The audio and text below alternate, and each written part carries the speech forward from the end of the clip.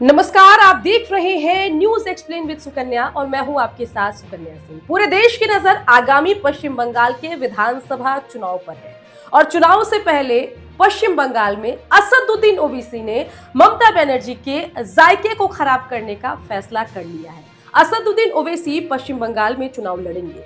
जो मेरे एआईएमआईएम के सूत्र बता रहे हैं कि कितने सीटों पर चुनाव लड़ेंगे, इस पर अभी डिस्कशन चल रहा है, लेकिन चुनाव लड़ेंगे। और इस खबर से जहां एक तरफ बीजेपी की बातें खिल गई है, वहीं दूसरी तरफ ममता बनर्जी के शुभचिंतक जो है वो परेशान हो गए हैं। परेशान होना भी लाजमी है। बता दें कि पश्चिम बंगाल में माना जाता है कि 30% के आसपास मुस्लिम वोटर है और ये ममता बनर्जी के डेडिकेटेड वोटर माने जाते हैं। और अगर असदुद्दीन ओवैसी वहां पर चुनाव लड़ते हैं, 5, 10, 20% वोट भी मुस्लिम वोट बैंक का काट लेते हैं, तो फिर समझ जाइए कि खेला खराब हो जाएगा। क्योंकि जब विपक्ष बढ़ता है तब फायदा भारतीय जनता पार्टी को हो जाता है। खासतौर पर जब मुस्लिम वोट बैंक बढ़ता है तो सीधा फायदा भारतीय जनता पार्टी को हो जाता है, जो हमने बिहार विधानसभा चुनाव में सीमांचल के इलाके में भी देखा था, जहां पर चुनाव लड़कर एआईएमआईएम जहां 5 सीट जीत गई, वहीं कई सीटों पर महागठबंधन कांग्रेस पार्टी, आरजेडी जैसे दलों का खेल खराब कर दिया और फायदा बीजेपी को हो गया। एनडीए जो है 202 सीट तक बिहार के विधानसभा चुनाव में पहुंच गई है। अब असदुद्दीन ओवैसी पश्चिम बंगाल का रुख करने वाले हैं। बड़ा सवाल है कि ये किसका नुकसान करेंगे। पूरे मामले पर एक्सपर्ट क्या कह रहे हैं, सुनते हैं। अगर पश्चिम बंगाल में भी ओवैसी का जादू चल गया और 90 ऐसी सीटें जहां मुसलमान बहुतायत हैं और उन सीटों पर ओवैसी ने करिश्मा कर दिया, मुसलमान वोटों को काट लिया, मुसलमानों को विधायक बनवा दिया, ममता बनर्जी पर से मुसलमान राजनीति की निर्भरता को घटा दिया, तो यकीन मानिए निर्विवाद तौर पर ओवैसी मुसलमानों के ऐसे नेता हो जाएंगे जो आज़ाद भारत में कोई और नहीं कर पाया था। क्षेत्रीय पार्टियों के लिए काल हैं ओवैसी। ओवैसी की रफ्तार अगर ऐसी ही रही तो यकीन मानिए आने वाले दिनों में वे क्षेत्रीय पार्टियां, वे तमाम क्षेत्रीय पार्टियां जो मुसलमानों के बूते राजनीति करती हैं, मुसलमानों की रहनुमाई का दावा पेश करती हैं, वो खत्म सी हो जाएंगी। तो सीधा मामला है कि असदुद्दीन ओवैसी के चुनाव लड़ने से एक और जहां भारतीय जनता पार्टी का फायदा होगा, वहीं ममता बनर्जी को नुकसान सीधे तौर पर होगा, क्योंकि ओवैसी साहब जो है वो मुस्लिम वोट बैंक काटेंगे। बता दें कि असदुद्दीन ओवैसी पूरे देश में एक मुस्लिम नेता के तौर पर एस्टैब्लिश हो चुके हैं। अब तक हमने देखा था मुसलमानों की राजनीति में कि हिंदू नेता ही, जो क्षेत्रीय दल के नेतागण है, वही मुसलमानों की राजनीति का प्रतिनिधित्व करते थे। लेकिन धीरे धीरे असदुद्दीन ओवैसी ने अपनी लंबी राजनीति में यह समझा दिया कि अगर मुसलमानों के हितों की बात करनी है, जो सत्ता पर बैठे लोग हैं उनसे नेगोशिएट करना है मुस्लिम हितों की बात, तो वो एक मुसलमान ही कर सकता है। असदुद्दीन ओवैसी कहते हैं बिहार के चुनाव में कि सीमांचल का अगर कोई लड़का सीएम की कुर्सी पर बैठेगा तो सीमांचल की ऐसी बदहाली नहीं होगी।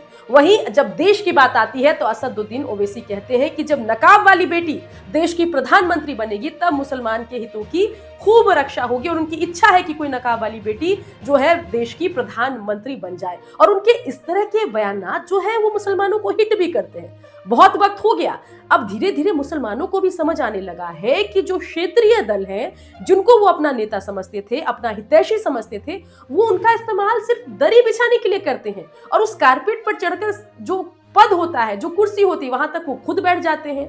बिहार के चुनाव में ये डायलॉग बड़ा फेमस हुआ था। पूरे मामले पर एक्सपर्ट क्या कह रहे हैं, सुनिए। मुसलमानों का आज की तारीख में एक नंबर का नेता एआईएमआईएम प्रमुख ओवैसी। ओवैसी ने मुसलमान राजनीति की पूरी परिभाषा ही बदल दी। जो ट्रेडिशनल पॉलिटिक्स था मुसलमानों का, उसको बदल करके प्रोग्रेसिव पॉलिटिक्स की ओर मुसलमानों को धकेल दिया।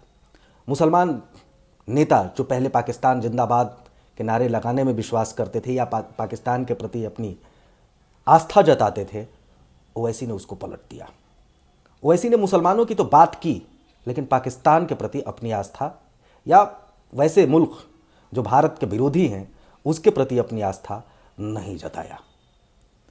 इससे मुसलमानों के बीच, प्रोग्रेसिव मुसलमानों के बीच ओवैसी की पैठ बेहद मजबूत हुई। ओवैसी ने एक काम और किया।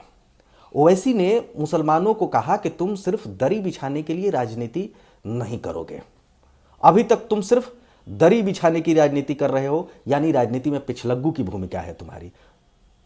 अगर तुम मेरी बात मानोगे तो तुम नेतृत्व कर सकते हो, तुम शीर्ष का पद पा सकते हो, जहां जहां तुम्हारी बहुतायतता है, वहां से तुम विधायक बन सकते हो, वहां से तुम खुद सांसद बन सकते हो। ओवैसी ने ऐसा अनेक राज्यों में करके दिखाया, जिसमें बिहार भी था।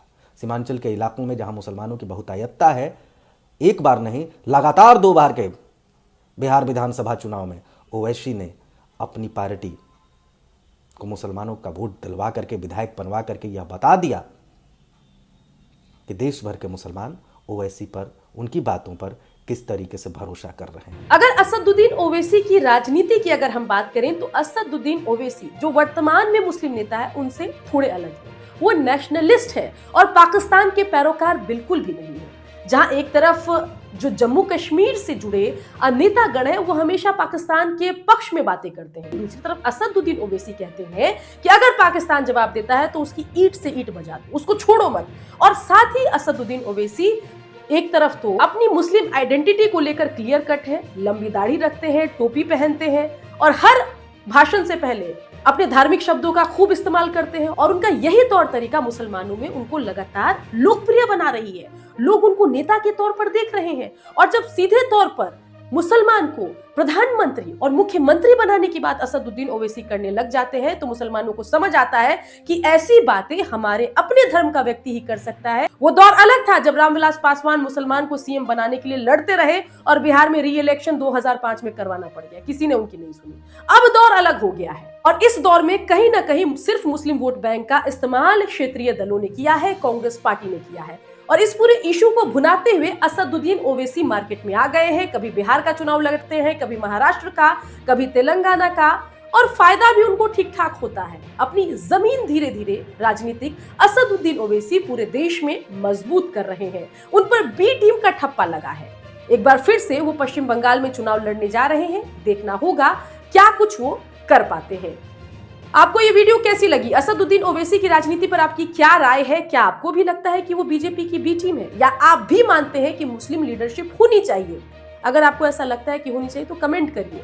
जो भी आपकी राय ओपिनियन है एआईएमआईएम की राजनीति और असदुद्दीन ओवैसी पर, उसको कमेंट में जरूर बताइए। और अगर आपको मेरे सीधे सपाट अंदाज में खबर बताने का तरीका पसंद आता है तो चैनल को लाइक सब्सक्राइब करना ना भूलें।